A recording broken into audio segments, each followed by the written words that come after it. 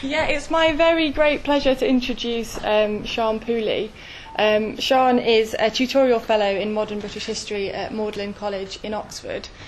She's written widely about childhood, especially parenting and child care. But her paper today is on a different topic. Is about children's writing and subjectivity in late 19th and early 20th century England. Okay, thank you. And yeah, it's a real pleasure to be here and a great privilege to have the chance to be part of a day which I think promises to be a really fascinating collection of papers, so thank you.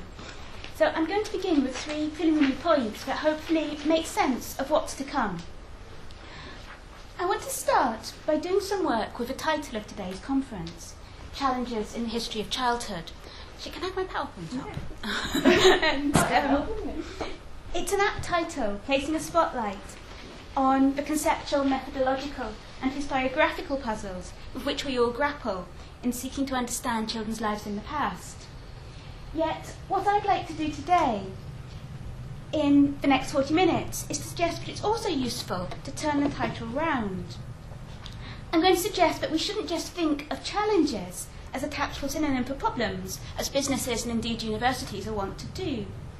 What I believe is also crucial to think about is challenges from the history of childhood. Here challenges comes to mean something disruptive, unsettling, and importantly of fundamental significance to how we think about much broader questions relating to the past and how we write history. So we can challenge from our work in the history of childhood, making it imperative that we speak not just to others as we do today, but out to wider historiographical and historical contexts to show how the lives of children matter to these broader narratives as well. So why do I find it more useful to frame my work as studying challenges from rather than in the history of childhood? To illustrate this, it's perhaps useful to think a little biographically with an anecdote, which I promised myself I would find a way to use as a way of taking something positive out of a tiresome evening. I was recently talking with another academic. I answered the perennial question of what my research was about, explaining something along the lines that my doctoral research had explored how adult men and women living in 19th century and early 20th century Britain were altered by the experience of becoming parents, while my current research examines how children understood their childhoods in the same time period. He then learnt from another academic that I'd just been appointed to a lectureship, at which point he looked aghast, turned to the man on his other side and said, "Is that what they appoint to history lectureships these days?" Thankfully, this was an extreme reaction, but hopefully it also makes the point that for me the fundamental challenge, in the problem sense for historians of childhood, is to show how and how far, by thinking through the acts, impacts and articulations of children, we can challenge what we thought we knew about the past and how we write it. So these are outward rather than inward-looking challenges. With this in mind, the paper is going to be structured around 3 of these broad challenges that grow out of my own research, but I'd like to suggest might disrupt some of our historical and historiographical assumptions. I'll consider in turn themes around agency, around causation, and around subjectivity. The second brief point I want to make is I'm aware that many of the delights of a conference like this are that we all have interests in very diverse times, places, and approaches. So this means that I know that there are claims about childhood in modern Britain that I'll be making now, that your expertise in other times and places will challenge and refine. So it would be wonderful to keep on thinking thematically about these comparisons and connections as we work through today. We can then begin to establish what was truly novel, for instance about childhood in modern Britain compared to that in modern France, or that in the 17th or 18th century, and what was not.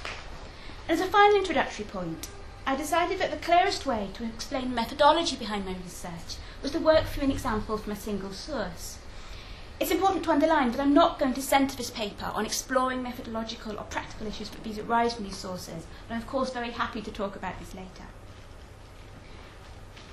So, on Monday the 3rd of February 1890, an 8-year-old boy, Roscoe Taylor, sat down at his home here on the moors above Chorley in Lancashire to write a letter. He sent his 250 words to a newspaper published 20 miles away in Manchester. 5 days later, his parents, as usual, bought the Saturday edition of the penny newspaper, the Manchester Times. There, Roscoe's words were published in a column entitled The Children's Hour, which the newspaper's editor had included weekly for the previous 4 years.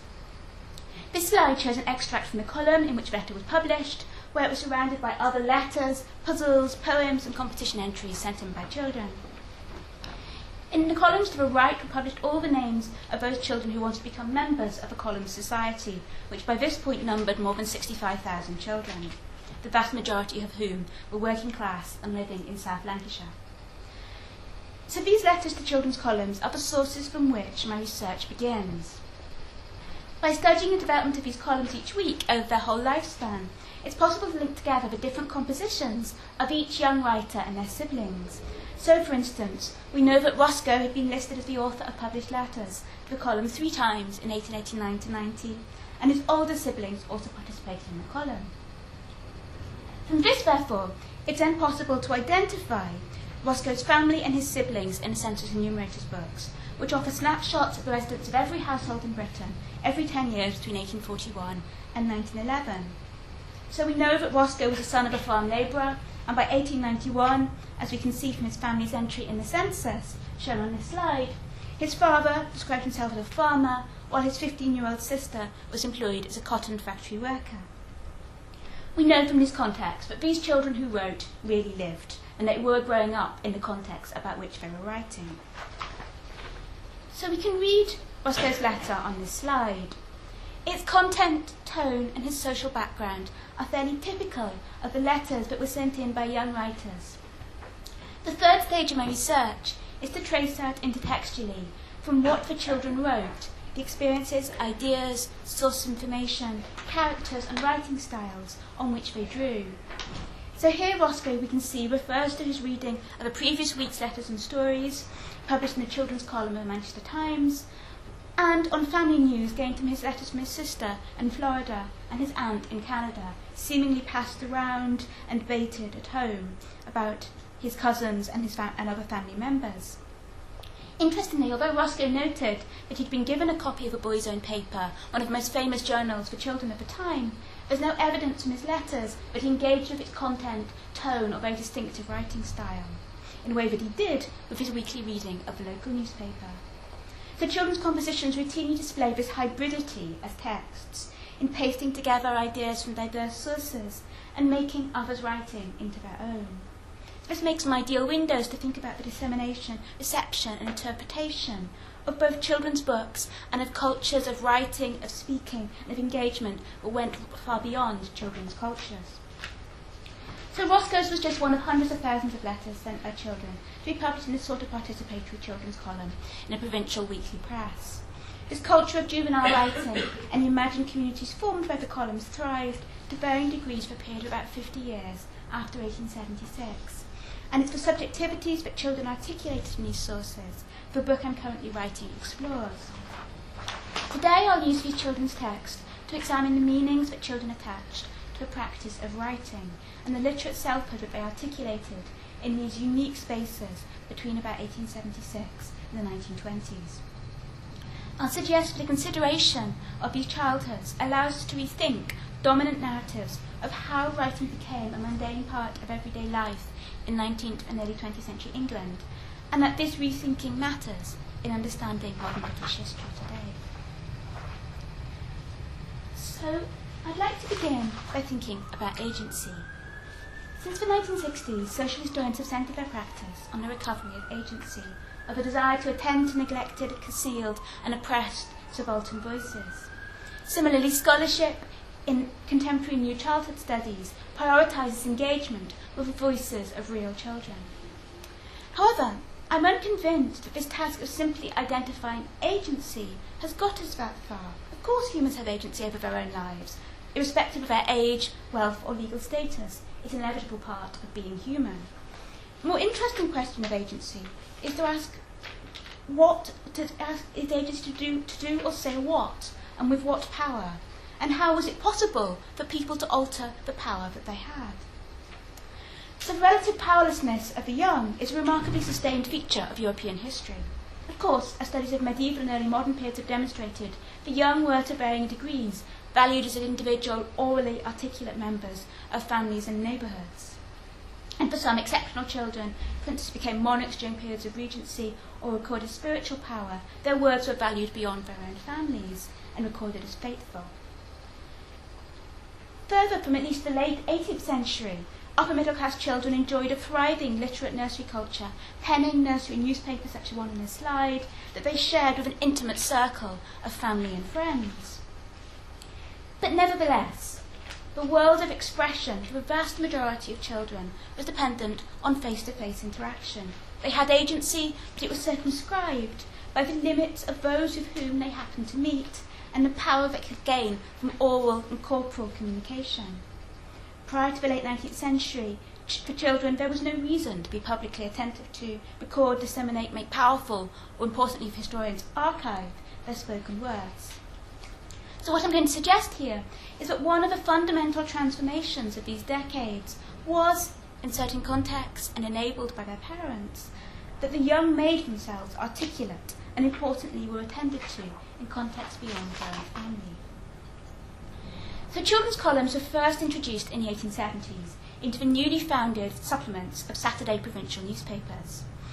Until the First World War and outside of London, it was weekly provincial newspapers that were most successful in attracting the expanding regular readership of an increasingly literate, leisured and financially secure working class. They had far higher circulations than did national newspapers. These family newspapers, priced at a penny, appealed to people with a shared interest in a locality, and they explicitly promoted an inclusive vision of a democratic readership, seeking to circumvent otherwise strong divides of class, wealth, politics, gender, and age. Most of these children's columns published predominantly adult-authored content, of essays, moral stories, poems, and puzzles for the implied child reader. A minority of children's columns, however, surrounded the adult-authored content with a large number of letters, poems, stories, puzzles, and drawings sent in by child writers. 14 English columns have been the focus of my studies so far, each of which sustained a focus on publishing writings and drawings by children for at least a decade. There was a distinctive geography of these columns that became most participatory. They were most long-lasting, sophisticated and popular in industrial districts in northern England. These regions were dominated by working-class populations who earned relatively reliable weekly wages, and it was to these readers that the increasingly commercialised publishing culture responded. In Lancashire and Yorkshire, working-class mutual organisation and self-improvement, often with radical political and nonconformist heritages, further nurtured these columns. Although the newspapers, further details of which are on this slide, were published in and for specific regions, these weekly digests were also popular with families who had emigrated from their regions of birth, both within Britain and across the Anglo world. In 1890, Gracie wrote from Indiana, explaining, "We get the weekly supplement to the Leeds Mercury out here. A friend of Father's sends it, you see. Father is an old Leeds man, and he likes to know what's going on in the old town, and to read about Yorkshire people and Yorkshire places." Not known when Gracie's family moved to the US, but she didn't consider the old town that existed in her father's stories of a newspaper column her home, but it was with this column that she kept on corresponding. The columns were spaces of publication that placed themselves firmly within a locality and that prided themselves on their international circulation, but that seldom sought to conceptualise or appeal to people across the nation. The column also didn't begin with editorial expectations that many child readers would become writers. One of the earliest columns to adopt this participatory model was founded in 1876 by Uncle Toby in Newcastle. Each of these participatory columns was run by an editor who was gendered as male, and these masculine editorial identities were important in seeking to make child-centred moral columns popular with boys and their fathers. The affectionate style used to relate to the avuncular editors was also essential to their appeal in creating these intimate publics. It was only when editors began to receive bulging postbags that they realised the scale of demand from young writers. As newspapers grew in size in the decades before the First World War, and a successful model was copied between publications, columns expanded to meet writers' enthusiasms. Column societies frequently recruited more than 10,000 children per decade. The most successful claimed more than 300,000 members. By the 1910s, in the most sophisticated column, this column published in Middlesbrough, children's content filled up to 6 pages, and the editor received several hundred contributions from children every week. So this slide shows a typical page, but each week a selection of about 40 submissions, Some sent in response to prizes, and others that were unsolicited were published. Based on an analysis of the occupations recorded in the censuses, the vast majority of writing children's parents were working class, employed in semi-skilled manual work or as skilled workers, with some also in lower middle class occupations as shopkeepers and clerks. Families ranged then from living in only a few cramped rooms to employing about one living general servant in a house of 5 or 6 rooms. Only 2 groups of children were underrepresented in this population: the very wealthy, who enjoyed a flourishing culture of specialist children's publications in this golden age of children's literature, and the very poor, who lacked the pennies for time and the literacy to access these columns. So, children's agency worked through their parents, and especially through their fathers. Children with co-resident fathers always identified him as the purchaser of a newspaper, its first reader, and, if a newspaper was read aloud, its broadcaster. These patriarchal prerogatives of leisured spending money and household authority weren't questioned, but children consistently claimed that their wishes also influenced the decisions their fathers made. The familial sharing of newspapers was described in 1896 by 12-year-old Edith Broom, the daughter of a nearly blind milkman. She wrote, "I received the Northern Weekly Gazette, and I thank you for it. I sent it to my sister in Lancashire, as I know she'll be pleased to see a letter from me in the paper. I had seen that letter was in before yours came, as my father and brother are so fond of a guessing coupon for football and cricket." So the Gazette was unusual in placing so much significance on sustaining the loyalty of their writers, to invest in posting an edition of a paper to each who'd been published. More commonly, papers hoped that children's enjoyment of a column and their anxious aspiration and parental pride that they might be published this week would prompt parents to keep on buying a newspaper regularly. Writers reported on the desired commercial effect.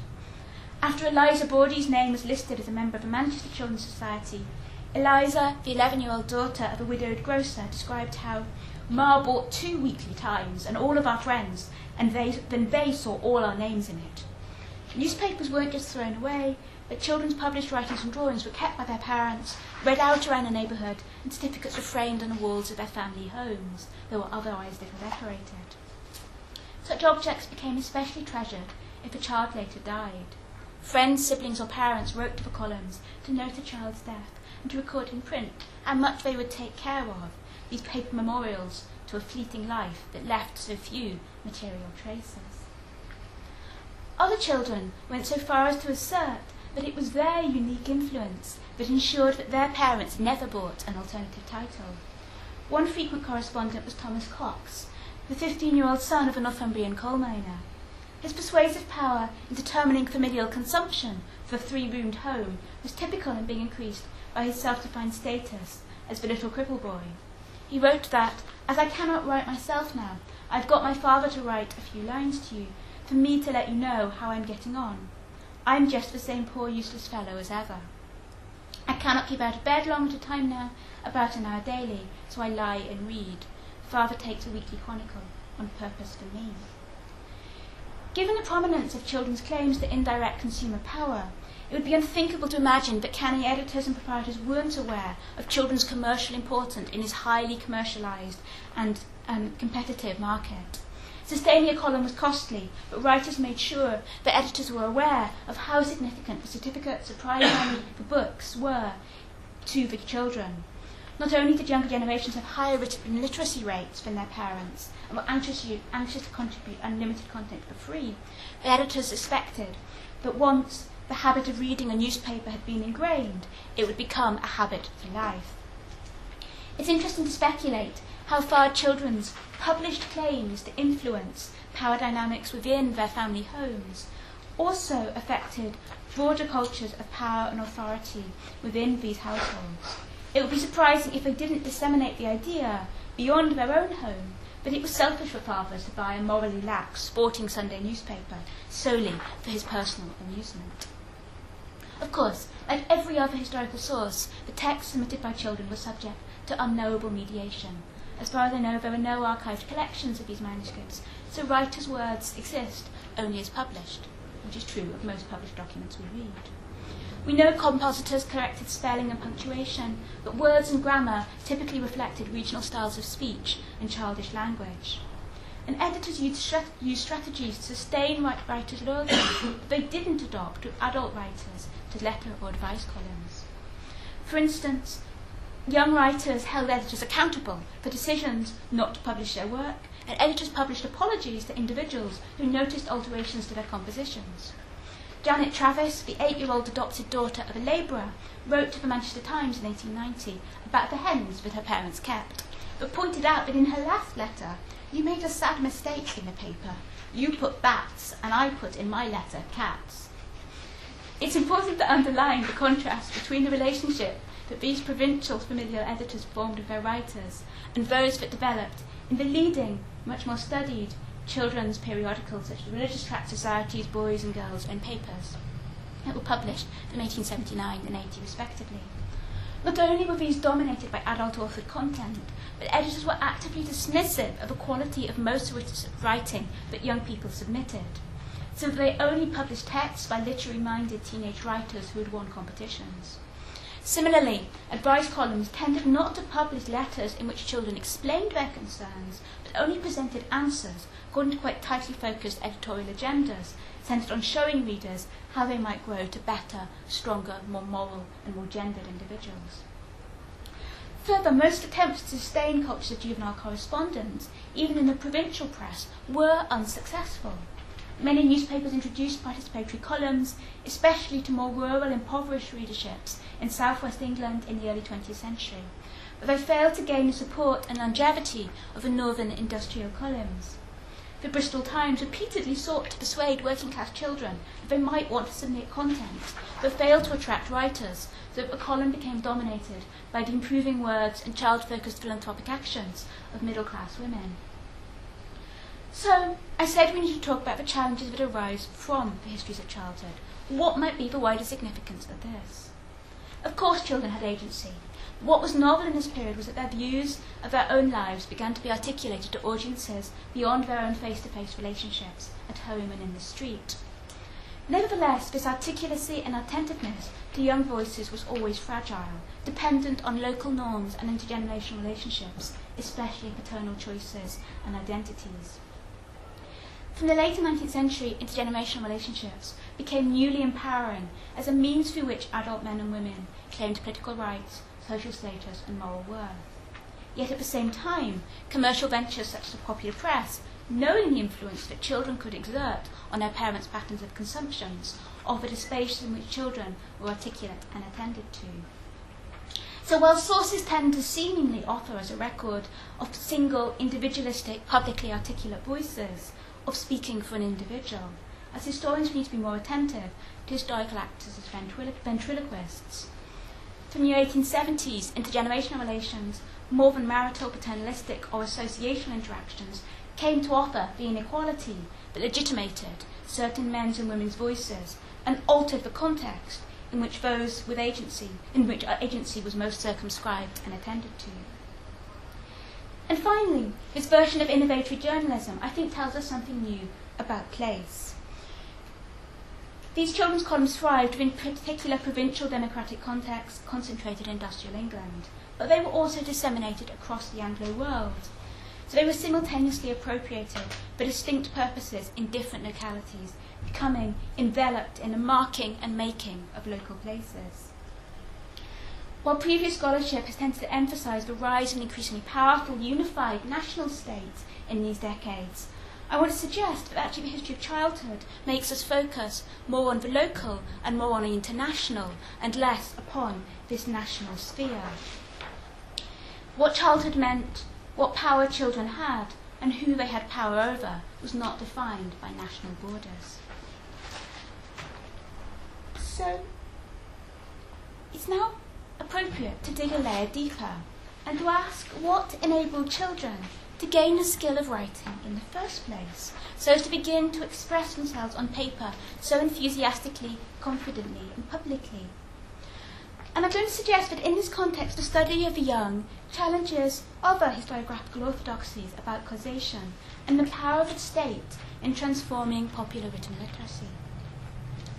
If asked why children wrote more in the late 19th century, both elite contemporaries and historians would probably answer that the increase in children's writing in these decades was a result of state-funded and enforced elementary school attendance. School attendance between the ages of 5 and 10 was provided for by the state from 1870, made compulsory from 1880, and made free from 1891. Indeed, almost all of the younger corresponding children did attend state-funded elementary schools. Further, from the early 19th century, writing was a skill that was increasingly taught alongside reading. As this graph shows, signature literacy rates on marriage registers increased with every generation from the 1830s, especially amongst women. Yet importantly, in spite of increasing access to formal tuition in forming words, all types of composition, including letter writing, were neglected by school curricula before 1918. Writing at state schools was taught solely through spelling and dictation. The Revised Code of 1871 specified that it was only the small number of children who stayed at school long enough to reach the higher levels of qualification, Standard 6, around the age of 13, who were taught to write a short theme or letter or an easy paraphrase. Some examples of the exercises given to these most advanced children who'd chosen to stay at school beyond the compulsory school leaving age of 10 are given on this slide. And even at these highest standards, no attempt was made to teach imaginative writing, which was so common in the children's columns. This meant that while all school children would be expected to write their names, fewer than 2% of examined children in the 1880s passed qualifications that showed they could write a letter. And indeed, elite adult commentators complained that working-class children failed to understand the meaning of the words whose spellings had been drilled into them. Only after 1918, when the school leaving age rose to 14, were children taught the most basic parts of composition. This means that there's a puzzle remaining in explaining how children acquired the capacity to pen such proficient letters, why they expressed such excitement in writing, how their fantasy worlds were nurtured, and what made them so hungry for competitions that allowed them to display these abilities. Children's accounts of composition suggest instead that writing was an activity that was learnt at home. Throughout these decades, children recorded siblings as the most important influences on their writing, who shared and practiced this culture of correspondence, who inspired and competed against each other, and who collaborated in crafting sentences. The vast majority of letters featured brothers or sisters within the writing that the children submitted. Named siblings were usually close in age and, when available, of the same gender, indicating favourite patterns of play within families. Most writers were aware of the convention of recording individual authorship and signed their letters with a formal name of just one child. Yet even when supposedly single-authored, we, us and all featured more frequently than I in the text that the children wrote when described who they were and why they were writing. The literate creative selfhood that children articulated was understood to be plural and familial as much as individual. Typical of this sibling-centred writing culture was the letter on this slide sent in 1900 from a four-roomed home in County Durham. Although the children recorded having completed the puzzles both together and separately, they wrote as a group. Their letter was approved of, and the prized responsibility of being described at this time was allocated away from the older girl by the mother, the wife of a marine engineer. Even for these industrial working-class parents whose incomes were, relatively, more secure than previous generations or parents in the rural south, the penny stamp and a sheet of paper for each child to write a letter were unthinkable expenses within a family's budget. When parents were occasionally recorded as co-authors, fathers were more common than mothers, and this was usually only for children who lacked older siblings or were unusually sick, like Thomas Cox earlier on. Unsurprisingly, given that most of the correspondents were not old enough to have been taught composition at school, even if children had heard about the columns from school friends, classrooms seldom featured as places from which letters were written. Editors rarely introduced their columns with an age-based definition of the boundaries of childhood, leaving it to readers to determine whether or not they considered themselves a child. The writers whose texts were published most frequently were aged between about 7 and 14. Correspondents wrote enthusiastically about age, introducing themselves to the column often by their year in age in months as well as years, and also by the standard that they'd reached in school, an increasingly important marker in the early 20th century. However, writing was also a third stage of the life course that the children noted. correspondents' success in learning the practice of writing was interpreted in these texts as a key marker of their growing up. The lower age boundaries of a column were determined by the desire of older siblings to pen letters for their illiterate baby siblings. So there were many babies defined as anywhere between the age of less than 4 and 7 years, as well as some pets who sent in letters to the children's columns. Editors asked correspondents to write in ink, but the first letters were usually written in pencil. In 1881, Florence B. from Leeds sent a description of a doll, writing, "Papa has held my hand while I've written this letter. I cannot write with a pen yet myself, but I can make words with a slate pencil."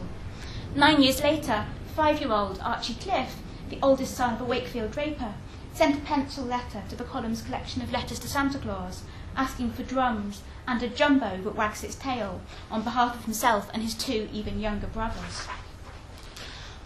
While most children throughout this decade sent their first letter at around the age of 7, boys and girls usually recorded that they'd been reading a column for an unspecified long time before that, and often recorded the struggles to write neatly and accurately with a pen so as to be allowed to send a letter, presumably the power to allow again residing with parents or older siblings.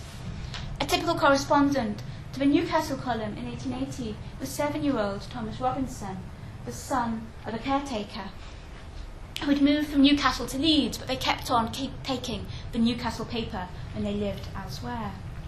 He noted that, like the boy whose letter I read in a children's column this week, "I've read the stories in your corner for a long time past and have long wanted to write to you, but I've been told to wait until I could write better."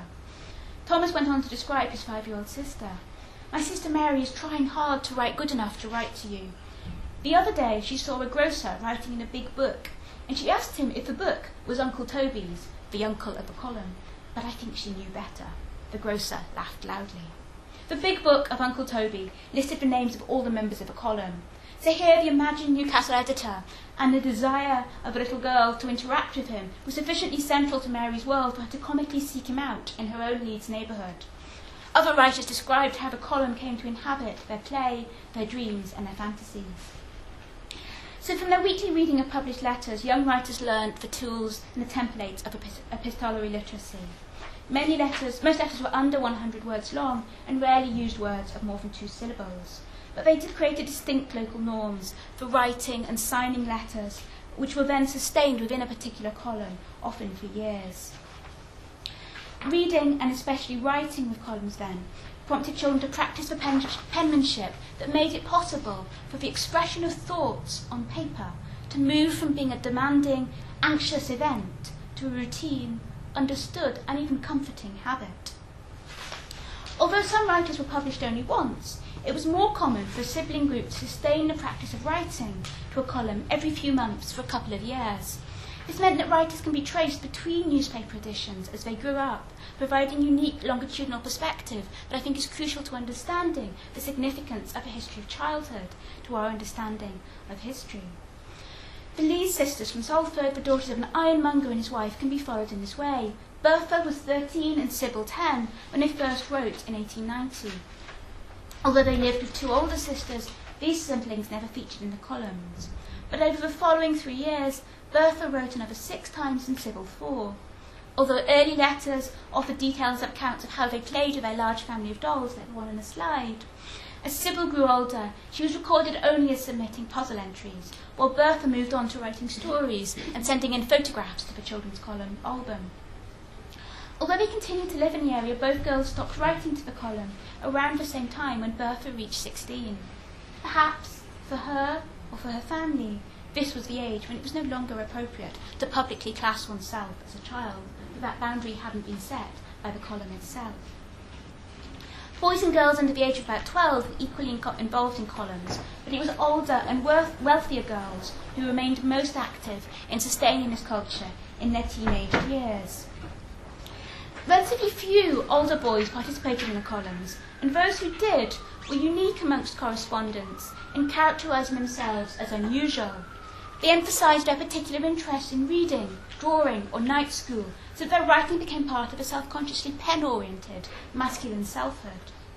A culture of drawing thrived especially amongst older boys, who participated enthusiastically in competitions to which their sisters rarely contributed. The images on this slide are typical.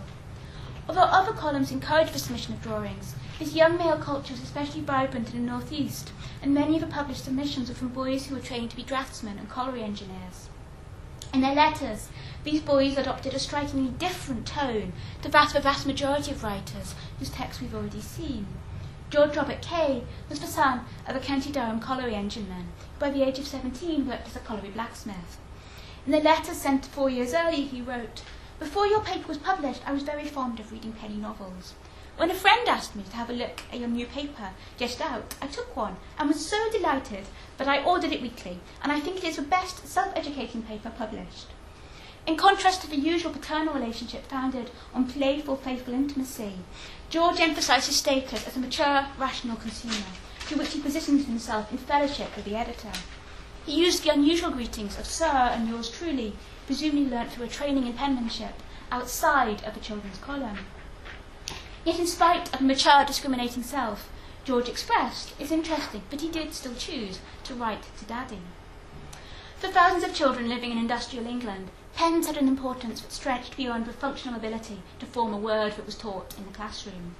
Far from being understood as enforced, irrelevant, or unusual skills, the ability to write began to be conceptualised by children as a normative but prized part of growing up, and practising writing became a newly central part of familial leisure that was the heart of new cultures of modernity and domesticity from the 1870s, before schooling was made compulsory. What set these corresponding children apart from both children in other localities and earlier generations was that girls as well as boys had a reason to practice, experiment with, and enjoy composition when young. This suggests that we need to rethink causation, that what we know about the state's education of children, in the same way as Jonathan Rose has demonstrated the significance of autodidactic cultures to adults' cultures of reading, the state didn't benevolently drag most children into literate worlds, and nor was children's writing simply stunted by the restricted school curriculum. Instead, the challenges and pleasures of writing were lived through familial relationships and newspaper columns within children's cramped homes. The advent of these columns coincided with the advent of compulsory schooling, but the latter was not simply the cause of the former. It was familial and commercial relationships, more than state provision, that attended to and made public the articulacy of the young, making writing into a normal act within this generation was formatively comfortable. The final challenge from History of Childhood that I'd like to very briefly explore is centred on the question of subjectivity. How did the young understand their childhood selves? Evidence for working class childhoods before the late 20th century has placed the young primarily out of doors. Urban documentary photographs are peopled by roaming children, while all history testimonies tend to focus nostalgically on remembered outdoor freedoms. We know almost nothing about what working class children thought and felt about themselves when young, however. By contrast, literary scholars have uncovered the origins of eminent adult writers in their juvenilia, so that the preserve of the middle and upper class child is seen to be this imaginative life that they created in their nurseries. So in this section of this paper, I want to nuance this class-based narrative by examining the ways in which young working class writers constructed their authorial selves and how they imagined the diverse childhoods of the readers to whom they were writing. This has important implications for how we understand changing subjectivity in the early 20th century. All of the columns were founded by editors with an idealised vision of what childhood was. As this slide suggests, the images that adorned columns presented angelic-looking children with natural familial affection, moral purity, affinity with nature, and natural mischievous charm. Aspects of this cultural script of childhood were cultivated by young writers. Children submitted copies or adapted poems, and those that were published tended to affirm editors' interest in this idealised elite vision of childhood. Teenaged, wealthier female writers who lived in suburbs of commercial cities were the only correspondents, however, who consistently and independently furthered this idealisation of domesticated and moralised childhood. Although the vast majority of writers didn't use this idealised vision of the protected childhood space, they did seek to express a self-consciously childish self in two linked ways. First, until their mid-teens, working-class children consistently described themselves and their siblings as little. This was mostly conceptualised as an absolute category that captured something about essential, about who they were. In contrast, explicit concepts of youth and being a child or young were seldom used. Children were thus actively constitutive of what Caroline Steedman describes as a complex register of affect that 19th century adults used when they thought through childhood about littleness. Yet young writers' efforts to communicate textually the embodied experience of being little also suggest a sharp awareness of the comic appeal of the authorial voice that spoke from this littleness. The humour of mischief and mishap is essential to many of the texts we've already considered, such as Thomas Robinson's account of his sister's playful hope that she might meet with Uncle Toby. This perhaps suggests the frequency with which childhood exploits had already been told and elaborated to become oral familial myths, which parents and siblings then encouraged writers to perform on paper for a reading public. Writers' confidence that these stories were interesting and amusing to a wider public was also affirmed by this model of a 2 or 3 sentence domestic joke, which were inserted as space-filling items in almost all newspapers in the 19th century. Stories were thus amphibious, as children experimented with the craft of telling stories in oral, manuscript and published forms. All of the columns were also grounded morally in an idealisation of action. Children were encouraged not to act only by writing, but also to alter themselves and others through acting to disseminate the values that the columns espoused. In targeting their kindness on those who they considered more vulnerable, principally children who were orphans, sick or poor, as well as animals and birds, the hierarchy of littleness was further affirmed to and by writers. Yet at the same time as engaging enthusiastically with his duty, many extended their feeling of being little to a sense of accepted powerlessness. They consistently emphasised their errors, their insignificance, and their experiences, and they underlined how tightly constrained their actions were. This articulation of very ambivalent agency is evident in these letters. For instance, 9-year-old Ethelind Rhodes, the daughter of a pair of cotton weavers from Burnley, wrote using a narrative model of following each assertion of agency with a clause to emphasise the limits that circumscribed her action. And this was common in all of these pre-teenage boys, and especially girls, writing. As in Ethelind's case, parents were almost always identified as the source of constraints, demonstrating the extent to which parents concealed from their children the pressures that constrained their own lives. The meanings of size were powerful for everyone, but whereas most of these working-class children felt that they grew out of their littleness in their teens, to more elite onlookers, working-class people remained stunted bodies in adulthood. It's beyond the scope of this paper to examine children's wider experiences or values beyond their practice of writing, but I think it's worth emphasising the degree to which they were excited by the prospect of being articulate in these spaces. Although presented with elite visions of idealised childhood and conceptualising their own lives through powerful scripts of childishness, children also articulated a sense of self as knowledgeable writers, experienced observers, and inheritors of their parents' maturity. Both the content and style of children's writing were underpinned by sustained inequalities, but these differences neither prevented the forms of democratic, moral, everyday association encouraged by the columns, nor discouraged young writers from expressing their rich, imaginative lives in print. So this working-class young subjectivity of the period between the 1870s and the 1920s is in stark contrast to children's sense of self expressed particularly from the 1930s onwards. This was a distinctive generational moment, a culture of everyday self-expression on paper in new and formative ways, in ways that were serious, democratic, and moral, and explicitly childish in their outlook. And this was something whose resonance was gradually lost for the generation who were born after the First World War. So at the most basic level, the challenge that grows out from this work on children undermines the central historiographical narrative that has emerged from scholarship on childhood.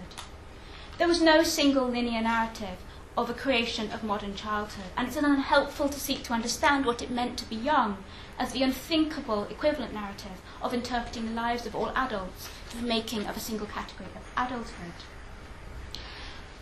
It's clear that we have sources that in the modern period allow us to begin to understand how boys and girls interpreted themselves when they thought they were children. What we need to do now is to show other historians why their lives matter and to acknowledge when they did not. If we include children's lives, beliefs in our understanding of their late 19th and 20th century worlds, it forces us to rethink how we conceptualise individual agency, how we understand the impact of the state, and how we historicise subjectivity generationally. And as a final point, I want to emphasise the importance of 13 children as an approach which allows us to think in a really quite unique way longitudinally about these individuals as well about the society in which they lived. Many of the cited writers can be traced forward in the census into their 20s. Amongst those I've discussed today, 3 in their 20s were listed as servants, 2 were wives, 1 was a draper, 1 a coal miner, 1 a clerk, 1 a grocer, 1 a shorthand typist, 1 a textile worker, and 1 an imbecile. Childhood passions didn't alter the socio-economic inequalities and multiple formal educational disadvantages with which they grew up. Lives, however, were not just lived at work. It was this generation of enthusiastic writers of the 1880s to 1910s who became the extensively corresponding soldiers of the First World War. And some of them became the aspirational, northern working class, amateur writers and artists of the interwar years. Their power inverted normative understandings of power relations, and in certain places the practice of expressing oneself on paper became modern, exciting, empowering, useful, and amusing. But in the process, it also became part of a normal and collective part of growing up. It would be surprising if any of these men or women in later life looked back at the people they'd become to conclude that their writing childhoods mattered in their life stories. It's thus only possible to analyse this moment in the history of the press, of education, and of childhood if we use sources that tell us what mattered to the young when they were still young. To understand what popular writing meant in these decades, we need to return to pictures and words that the young made sure were in print. Thank you.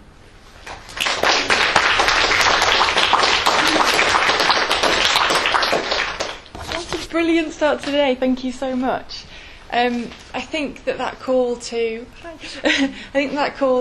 look at the challenges from childhood is really important, and as you say, links it back to a much broader history. So thank you very much for that. Has anybody got any questions for Sian? Thanks very much. That's great. I just wanted to ask if there are opportunities within religious organisations for children to write. I mean, I've got one example from my research. It was the 1850s. Someone, he wasn't a child, he was 15, but he talked about going to a Methodist essay writing class and the satisfaction he got out of it, and the process of feedback. And I mean, do we know if children in Sunday schools got a chance to do, free compositions? Yeah. And I think you're absolutely right about the significance of that sort of voluntary association. I think what I'm trying to suggest in thinking about how we tell the story of education is that it is these voluntary and commercial organisations that are so crucial, not just to adult reading, which we know already from modern didactic cultures, but actually to fundamental child writing and learning how to engage with and be part of that written culture. But I think you're absolutely right that there's a lot of really interesting archival evidence from Sunday schools which is showing the ways in which they're teaching children and beginning to teach children these sorts of tools. And obviously what's different, I think, about the children's column is that these are accessed by much younger children and also for much longer periods of time. So most people who are being taught how to write in Sunday school are of that sort of age, instead of their teenage years by then, rather than the 5-year-olds or the 7-year-olds, who are a bit more engaging with, more focused on reading than on composition and independent writing and self-expression. Yeah, thank you. I mean, the trouble is, a lot of the time we don't know really. They might have been doing writing at an earlier age, but it's not been recorded. Yeah. I mean, thank you. It was. Can I just say one more thing there? But it's also about how we conceptualise state education, because obviously a lot of the schools that were in existence in the 1870s had started off with the national and British societies, so weren't board schools. And again, some of them seem to have had more positive kinds of curricula than we actually, than has been acknowledged but we have very few sources written by working class children before the 1870s. So if they were writing, they were never kept. Except for the conversion narratives. Exactly. Go back to the 17th century. But we anyway.